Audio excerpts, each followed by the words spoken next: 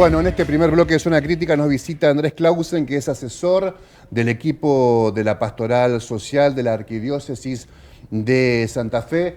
Lo leí 1000 veces a su nombre y a su rol, pero no quiero equivocarme porque quiero ser muy preciso, teniendo en cuenta que cada vez que hemos convocado a algún representante de la Iglesia de Santa Fe, nos pareció que sobre todo la pastoral social y la pastoral de adicciones ha tenido y tiene un rol importante en la relación, ¿no? En la relación con los más pobres, para decirlo de alguna manera, o los más desposeídos, o los que están sufriendo y la están pasando mal en este contexto. ¿Cómo te va, Andrés? Gracias por venir. Bueno, gracias a ustedes por este espacio también. Gracias. Sos bastante joven por Más o menos, 41 años. Sí, bueno, o sea, hasta ahí. Sí, estás dentro de la juventud. Así es. Hubiese dicho una tía mía, pero te mantenés muy bien. ¿Sacerdote hace cuánto? Voy a cumplir 8 años como sacerdote ahora en septiembre. Septiembre de este año. ¿Y cómo, una cuestión breve antes de entrar en nuestro tema, cómo nace tu vocación sacerdotal? Porque no es tan temprana como habitualmente sucede, por lo que me decís. Exactamente, sí, entré al seminario a los 25 años. Yo ya había terminado el secundario, había empezado una carrera universitaria, estaba terminando de cursarla y bueno, en ese camino un poquito fue primero una gran conversión de fe, por ahí muchas cosas que a veces son un poco por costumbre, empezar a hacer el verdadero gusto por lo que uno está celebrando, por lo que uno está haciendo. Así que bueno, en primer lugar fue eso, una gran conversión de fe y un sinceramiento en definitiva.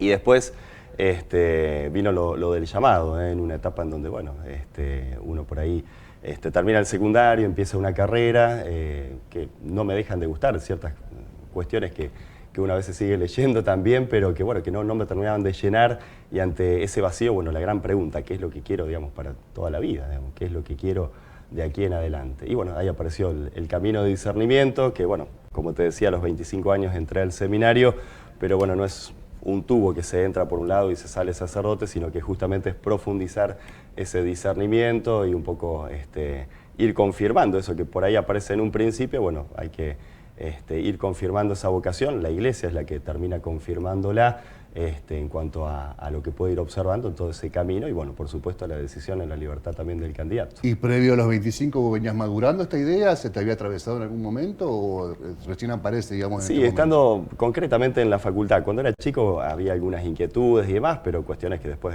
como que en la adolescencia quedaron en stand-by. Pero nada concreto, nada así relevante. Y después, bueno, ya estando en la facultad y por ahí en otra etapa ya de la vida, uno se pregunta y se plantea las cosas de otra manera, bueno, aparece esto también, aparece ahí la pregunta, el testimonio fue muy importante, el testimonio de algunos sacerdotes, ver sacerdotes jóvenes que, bueno, con alegría vivían el ministerio. Digo, a veces parece como que ser cura es ser aburrido, y la alegría en la vivencia del ministerio, sacerdotes que, bueno, con su experiencia habían demostrado también un jugarse continuamente por la verdad, por el bien de una comunidad, digo, bueno, sacerdotes que me marcaron y que, bueno, en ese testimonio sacerdotal es como que va inspirando también el camino un poco de uno. Cada uno tiene que hacer su camino, que el camino sacerdotal es único para cada uno, pero bueno, sin duda que el testimonio de estos sacerdotes, bueno, fue muy significativo. Y también incluso testimonio de algunos laicos, recuerdo mi catequista, cuando era chico, digamos, una persona muy entregada, una persona también muy jugada, de su sencillez, creo que bueno, son esas cosas que van preparando el camino. ¿Y lo advertiste como una suerte de revelación, que sucedan todas estas cosas más o menos asociadas en un momento X de tu vida? Mira, un poquito cuando uno va mirando hacia atrás, después va descubriendo en el tablero, digamos, cómo se fueron acomodando las cosas. Hay cuestiones que tienen que ver con la vida vocacional que le puede pasar también a un papá, a una mamá de familia, así, bueno, cómo empezó todo esto. Sin duda en el momento a veces uno ve algunos signos concretos que son los que te mueven justamente a tomar una decisión, pero después cuando pasa el tiempo es muy lindo descubrir la providencia de Dios en todo esto, ir viendo cómo se fueron hilando, se fueron dando muchas cosas que sin buscarlas, digamos, se van dando, van apareciendo, y bueno, en el sacerdocio tiene que ver con una profunda entrega hacia el servicio también, porque bueno, claro, es renunciar a muchas cosas. Recuerdo a la hora del discernimiento, bueno, uno se plantea muchas cuestiones, pero que, bueno, significa entregarse. No vivimos para nosotros mismos, al contrario, digamos, no es que estamos apartados, sino que al contrario, digamos, el sacerdote tiene que vivir para la comunidad, en esa entrega, ir conociendo también, las comunidades son muy grandes, pero bueno, el sacerdocio es eso, es vocación de servicio, desde los valores del Evangelio, desde lo que Cristo nos ha mostrado en la vida, y bueno, una cuestión de fe, pero volcada concretamente al servicio hacia una comunidad. Yo no sé si voy a ser totalmente exacto en pronunciar esta pregunta, en desarrollarla, pero podremos decir que hay ciertos momentos de la pastoral de la Iglesia que son más conservadores y otros que son tal vez más disruptivos, pero siempre vinculados a la doctrina. Me parece que en este último caso, la aparición de Francisco, no solamente en lo discursivo, sino también en su accionar, ha puesto a la Iglesia en un lugar diciendo, mira, verdaderamente hay un referente de la Iglesia que le está diciendo a todos sus, ¿cómo sería? A toda la institución, Sí, a todos los que conforman la institución, a todos los fieles a todos los fieles del mundo, sí. Que hay que trabajar muy fuerte la idea de que no se puede tolerar más tener a un hermano sufriendo al lado. Esta idea que era tal vez muy declamada, no solamente por la Iglesia, sino por la política y por otras instituciones, hay que llevarla, hay que ejecutar, hay que tratar de cambiarla. En ese contexto, ¿cómo bajó hacia las diócesis latinoamericanas y concretamente a la Argentina y concretamente a la santafesina? Bueno, ¿fue igual a qué eso que bajó Francisco? Sí, un poquito haciendo el recorrido que vos planteabas. Bueno, tenemos desde León XIII, la doctrina social de la Iglesia, en donde se plantea abiertamente a la Iglesia esta cuestión de poder vivir la dimensión social de la fe. A partir de allí, esa dimensión social de la fe que se pone sobre la mesa, en donde en ese momento muchos se preguntaban, pero bueno, ¿cómo un papa va a venir a hablar acá de la cuestión industrial, de lo que fue la revolución industrial, de lo que significó también manifestar en ese momento el reclamo por derechos que hoy para nosotros son cuestiones básicas, digamos, en la vida de cualquier trabajador y que sin embargo en esa época no estaban, digamos? Hay un planteo de la Iglesia que sin duda que ya desde ese momento llamó muchísimo la atención. ¿Pero qué tiene que decir la Iglesia? Bueno, quienes formamos parte de la Iglesia, desde la fe también estamos llamados a vivir también como ciudadanos, y allí es donde, bueno, aparece esa voz reclamando derechos que, como te decía, hoy ya están asumidos, hay cuestiones que hay que mantener una actitud vigilante siempre para custodiarlos, pero que en ese momento sonaba raro que un papa traiga sobre la mesa estos temas. Entonces, creo que desde León XIII hasta ahora que tenemos a León XIV, que justamente él habla cuando dice el nombre que va a usar en relación a León XIII, es decir, así como León XIII abordó la revolución industrial, como bien hacías una introducción de los temas que iban a tratar hoy, aparece León XIV con el tema de la inteligencia artificial, el gran desafío y qué va a decir la Iglesia desde el Evangelio allí. Porque la voz de la Iglesia no es una voz de una persona en concreta, de un papa, sino que siempre se hace eco a partir de los valores fundamentales del Evangelio y de la verdad que ahí Dios nos revela. Es una cuestión de fe, pero bueno, más allá de esto de la fe, en la vida social, digamos, hay algo para decir, algo para justamente plantear ante todo lo que significa esta revolución, ante los problemas, los dilemas morales que se van a ir presentando a partir de lo que es la inteligencia artificial. Bueno, ¿te acordás que el Papa Francisco planteaba ya el problema de la fake news? Exacto. ¿No? Y ahí justamente planteaba esto desde León XIII a León XIV, ahora como para tener un rango de lo que es la doctrina social de la Iglesia, y concretamente lo de Francisco, fíjate, estos documentos, Laudato Si, ¿qué tiene que decir un papa de ecología? Bueno, realmente ha dado una herramienta y bueno, se han puesto sobre la mesa temas y hay un vocabulario también que brotó desde la vida de la Iglesia, con valores del Evangelio y que hoy, incluso en el ámbito empresarial, se tienen en cuenta, el de la casa común, por ejemplo, cuestiones muy básicas, pero que han servido para hacer aterrizar, como bien decías vos, todo lo que es doctrina, todo lo que es el Evangelio. En realidad, esto a lo largo de toda la historia de la Iglesia se ha vivido. Si el Evangelio no se hace carne, si el Evangelio no aterriza, quedaría en una teoría, y no es una teoría, es decir, hay una invitación concreta a hacerlo carne, a hacerlo realidad, en cuanto a lo que se plantea. Y lo de Francisco, bueno, Laudato Si, Fratelli Tutti, claro. Es decir, hablar de la fraternidad en un ámbito social en donde aparece la grieta, en donde aparecen los enfrentamientos. Creo que, bueno, se han puesto sobre la mesa y se nos ha impulsado, digamos, en este sentido, para responder un poco a la pregunta, desde lo que cada uno en la iglesia tiene que justamente trabajar y desde lo que también se nos va pidiendo, a llevar en concreto, digamos, actividades, equipos que pongan en juego todo esto que, sin duda, puede quedar en un discurso o puede llevarse a, a la práctica, al territorio. Bueno, territorio. Andrés, tenés quienes te siguen o quienes siguen la actividad pastoral, social, te identifican como el cura, el joven cura que está con las cocineras populares, que está con los reclamos de los vecinos por una vida digna, los reclamos de los vecinos por o el grito ensordecedor de las madres por los consumos problemáticos. Estás ahí tocando el nervio probablemente más importante de la sociedad. En Santa Fe, para circunscribir la geografía, ¿qué estás viendo vos y tu equipo? Bueno, en primer lugar, bueno, esto que decías en lo concreto, bueno, hace poquito lo del 7 de agosto, lo que fue de San Cayetano, bueno, realmente fue una jornada hermosa allí en el santuario de San Cayetano, que está el Padre Diego Sosa. Multitudinario, bueno, allí, la primera misa que se celebró allí, con la presencia de dirigentes gremiales y demás, que estuvo presidida por Monseñor Matías Vecino, el obispo auxiliar, que él estuvo trabajando y sigue trabajando muchísimo en lo que hace el equipo de Pastoral Social. Bueno, hubo una jornada muy linda ahí en el santuario, desde lo que la fe popular, digamos, va haciendo recorrer.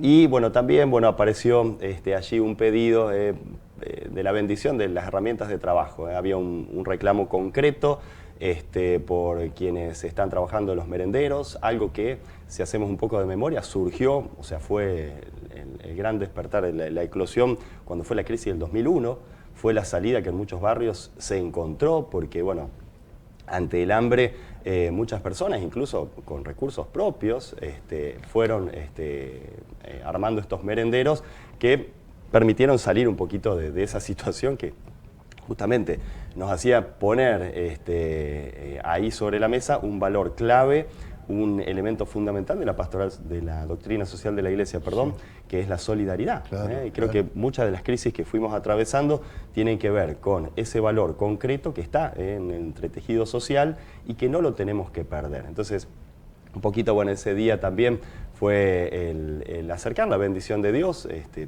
Hay muchos reclamos, cada uno, digamos, va haciendo también su reclamo. Desde el episcopado también se había emitido un comunicado en donde, bueno, se pedía que se defiendan todas las posibilidades de llevar el pan a la mesa. Digo, bueno, hay un montón de salidas que se van dando, hay que ir buscándolas, hay que ir facilitándolas, porque hay gente que no tiene el recurso o no tiene la oportunidad. Creo que hoy día el trabajo concreto del equipo de Pastoral Social tiene que ver con esto, poner sobre la mesa la temática, acercar las orillas y empezar a ver cómo resolvemos, cómo encontramos oportunidades para el que quizás por sí solo no puede. Es decir, ¿cómo hago para salir de esa situación si no tengo ni la fuerza ni los recursos? Y concretamente, el 7 de agosto, bueno, fue la bendición a las herramientas de trabajo, por una cuestión muy popular que tiene que ver con San Cayetano, una movida similar, ustedes la pueden encontrar, lo habrán visto en Buenos Aires, en el santuario de Liniers, y bueno, por supuesto, allí priman los valores del Evangelio, y bueno, va más allá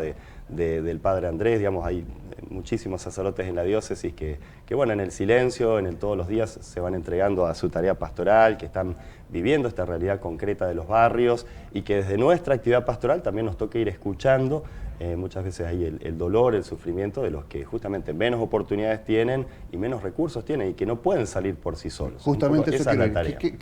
Y volviendo a repreguntarte, no porque me la haya equivocado, sino porque me parece que sentiste necesario hacer todo este prólogo, pero ¿qué están viendo concretamente? ¿Cuál es el dolor que se identifica más rápidamente ahí en la capilaridad de los barrios más populares?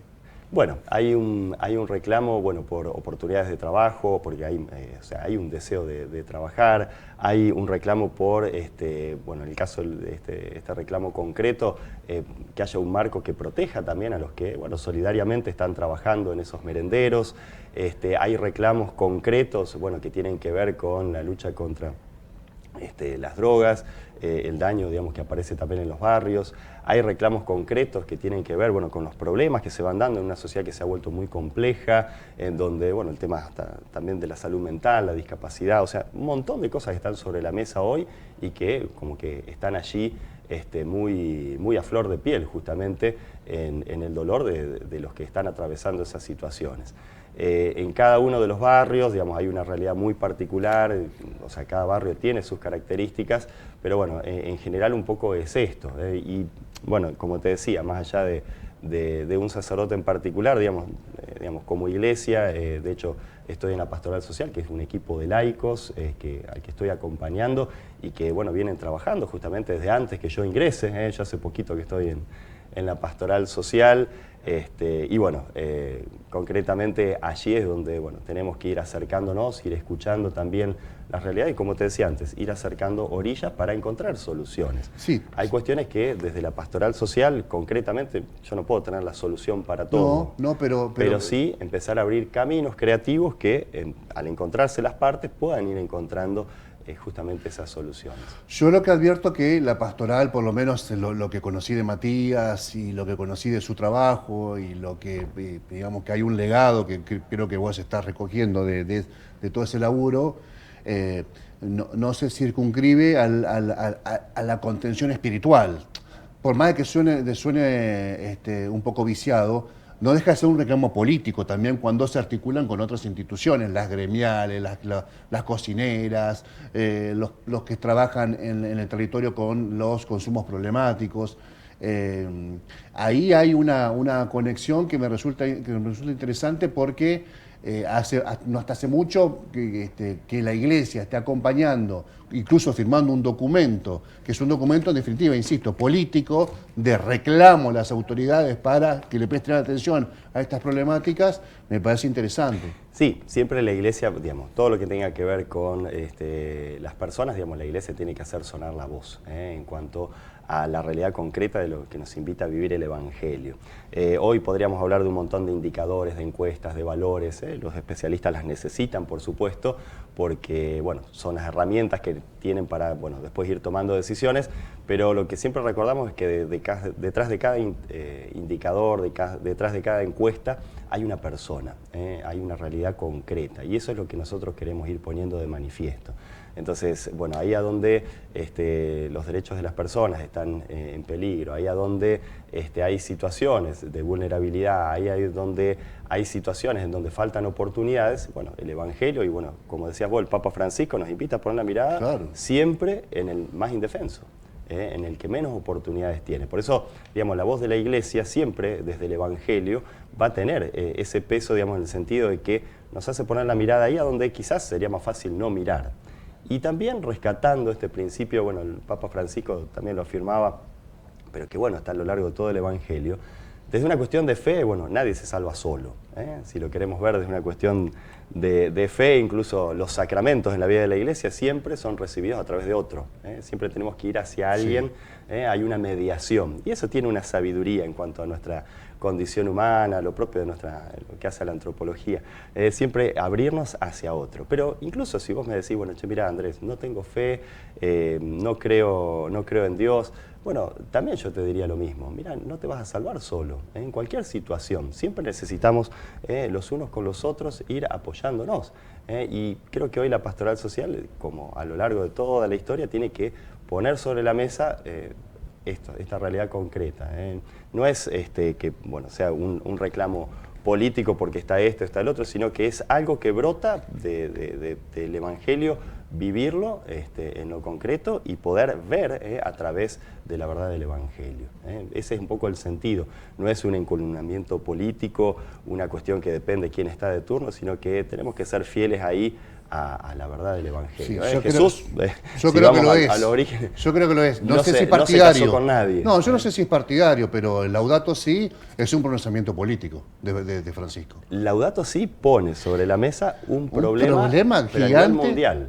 Claro. A nivel mundial. Sí, pero entonces, como podría ser la hambruna, como podría ser los consumos problemáticos. Sí. Y son planteos que después, bueno, tendrán su debate político justamente porque el sacerdote, yo no tengo una banca, no me postulo, ningún sacerdote alguien de parte No, sí, en ese sentido está claro. de Sí, la sí. jerarquía, digamos, en Sí, ese sí. sentido, no hay un encolumnamiento político. Sí, son temas que después políticamente se tendrán que debatir y para eso está justamente la política, en donde como sacerdote, bueno, la tarea es esta, poner sobre la mesa, acompañar de nuestra parte también lo que bien decías, bueno, lo que hace a la contención espiritual. Por supuesto que hay problemas en donde,